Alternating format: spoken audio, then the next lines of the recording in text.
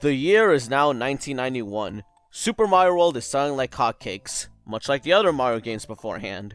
And yes, third-party companies have profited the shit out of the game. And yes, a cartoon was made about it by the fellow dicks at Dick. I'm at the final stretch of these cartoons now, let's just get this over with. The Super Mario World cartoon was first aired on September 4th of 1991, and lasted until December 7th of the same year. Much like with the Mario 3 cartoon, I watched this show on the Mario Bros. Mix DVD, in which the publisher of that DVD decided to include just one episode. But unlike the Mario 3 cartoon, I got a separate DVD of the show, Koopa's Stone Age Quest, which had 6 episodes included. But I lost it! Yep, I lost every single Mario DVD I ever owned. Don't know what else to say about that. The intro this time is not a rap, nor a narration, but a song. Sung by a Jamaican singer. Super Mario World, it's a blast from the past. It's Super Mario World, you got to move fast. I think this intro borders the line between Super Show's and Mario 3's intro from what I feel about them. It's not as memorable as the Super Show rap, as cheesy as it is, and it's not as forgettable as the Mario 3 narration, as cool as it is. It's just a catchy and fun song that sets an adventurous tone for the show. Nothing too special, but nothing too horrible either. In Super Mario World, it's a blast. And now into the show itself. Just like with the Mario 3 cartoon, the show itself is a cartoon-only format, having 2 11-minute episodes in a 23-minute time frame. It takes place in a prehistoric city known as Dome City, located in Dinosaur Island, where Mario and the rest decided to take a vacation there after exiling King Koopa out of the Mushroom Kingdom, at least according to Luigi. Well, it all started when Mario, the princess, and I came to Dinosaur World for a vacation.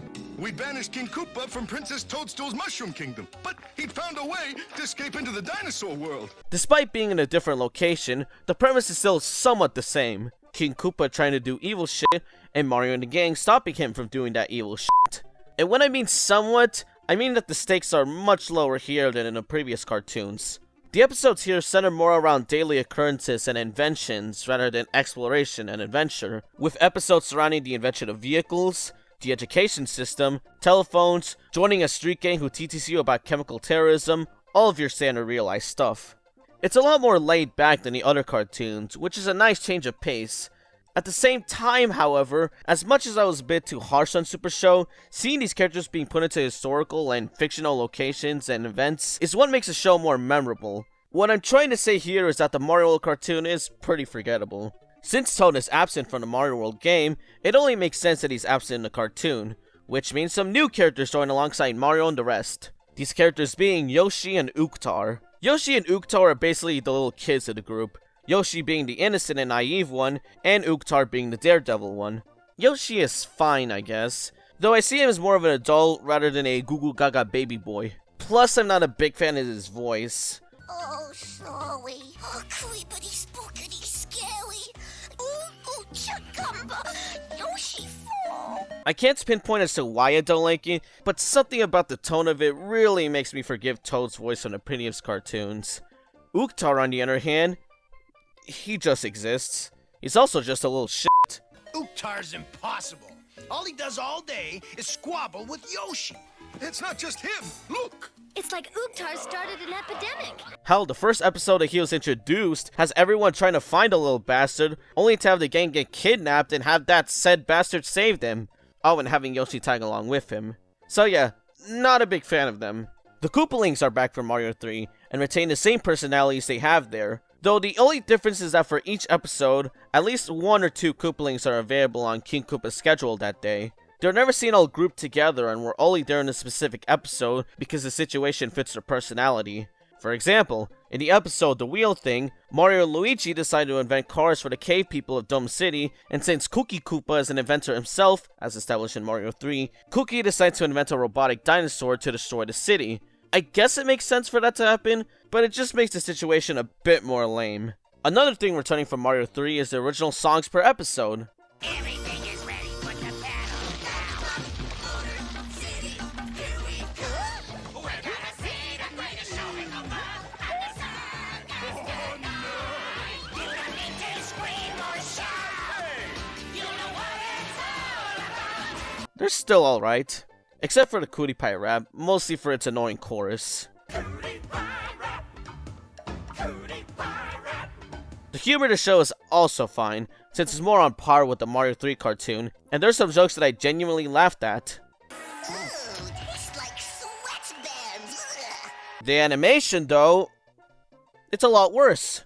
It's aged a lot more poorly than the other cartoons, especially with its weird proportions and awkward animations. But that's also because it was animated by a different studio, with the other cartoons animated by a South Korean animation studio called Young Animation. And with this cartoon, it switched over to a Chinese animation studio called Pacific Rim Productions. And let's not forget, animation and continuity errors up the wazoo. You can't have a Mario cartoon without animation and continuity errors. Like, how can you still fuck up this bad? Alright, that's enough talking about the show. Let's talk about an episode as usual. The episode I want to talk about is episode 6, King Skoopa Koopa. The episode begins with Toadstool giving Mario and Luigi healthy food, with Mario dreading to eat it. Oh, not rabbit food again. It's good for you, Mario. Yeah, but how come everything I don't like is good for me and everything I do isn't? He's got a point, honestly. With Yoshi not around, they decided to start looking for him, until they noticed Rex giving out free samples of the new King Skoopa Koopa sandwiches. Egg! Tish! Delish! Egg? Yuck! Turns out King Koopa's next evil plan is involving himself in capitalism and opening a fast food business. An odd plan, but a very smart one if you care about the economy. Oh, Gok. Okay, I'm ready to order.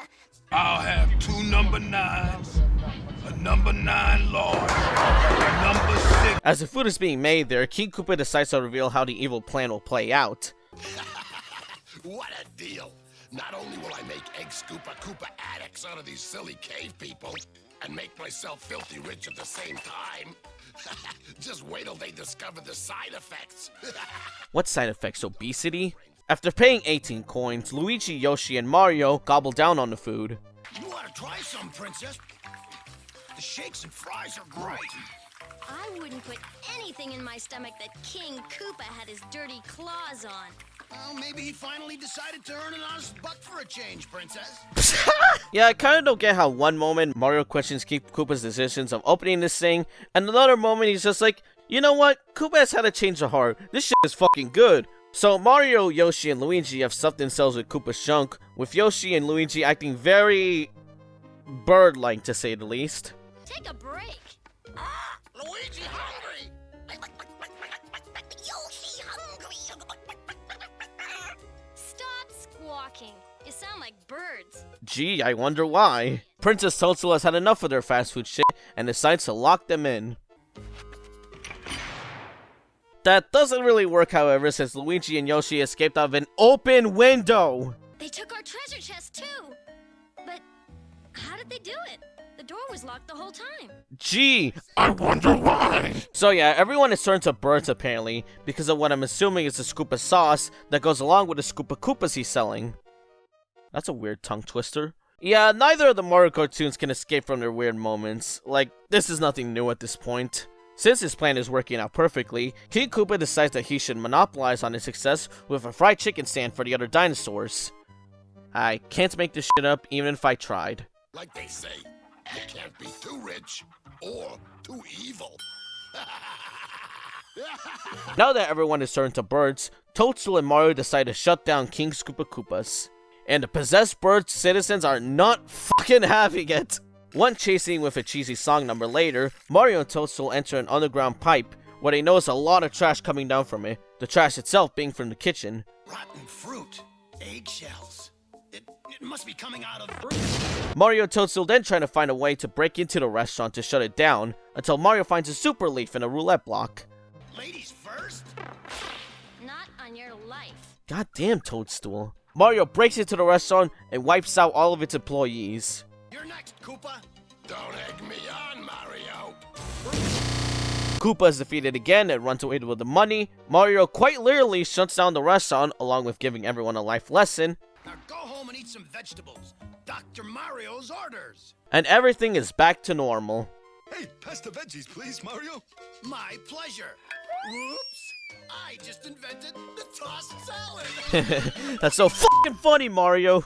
And that was the Super Mario cartoon. What do I think of it? It's alright. It's definitely not as memorable or as adventurous as Super Show or Mario 3, but it's a decent show for what it is. It's just Mario and the gang taking a vacation, with King Koopa and his bastard children trying to ruin it, and failing at the same time. There's nothing really much else to it, aside from the inventions and the prehistoric setting.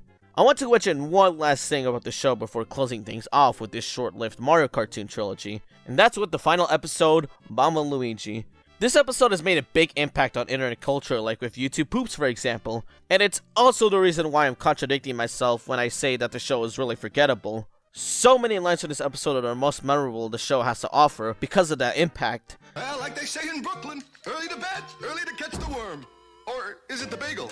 Good thing I found a magic balloon. Unfortunately, they were heading straight for a lava waterfall. Yeah, well, I didn't think it was so funny. Mario, wherever you are, Oh, now I know how a meatball feels. Mama? Mama Luigi? You didn't tell me you were bringing a secret weapon, Luigi. that's Mama Luigi to you, Mario. Hell, there was a whole reanimated collab with this episode, which is really damn impressive. So yeah, the show was alright and pretty forgettable, except for Mama Luigi. Thank you for coming to my TED Talk.